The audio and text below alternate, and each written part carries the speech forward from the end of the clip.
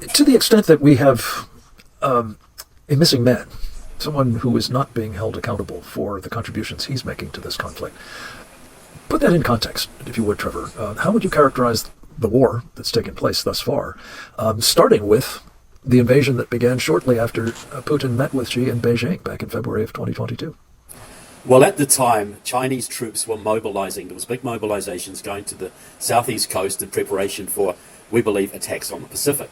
Now, Putin was met with Xi.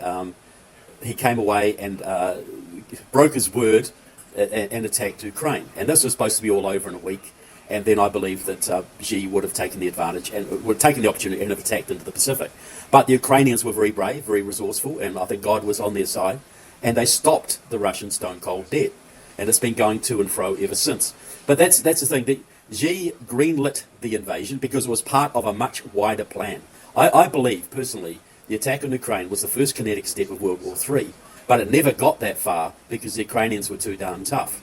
And so Xi has said publicly that Russia cannot be allowed to lose this war. He is funding it. He is arming them. He's prevailing on his North Korean puppets to supply weaponry, to supply cannon fodder as well. So Xi is an extremely important factor in this. And this idea that is coming from the restrainer movement and certain conservatives, so-called conservatives around Trump, that somehow you're going to be nice to Russia and get Russia to side with you against China, is like asking Mussolini to side with you against Hitler. It is just beyond. It is not just stupid. It is completely irresponsible and puts this country at grave, grave peril. So I think Trump is getting extremely bad advice here. That China needs to be dealt with very firmly here. He's put tariffs on India, but not on China.